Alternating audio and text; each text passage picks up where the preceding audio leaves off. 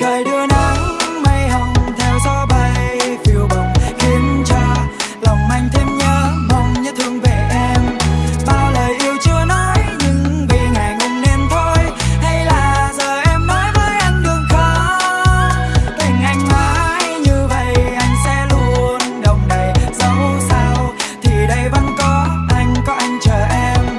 Thương mà sao không nói, sao còn đậm ngừng trên môi em à.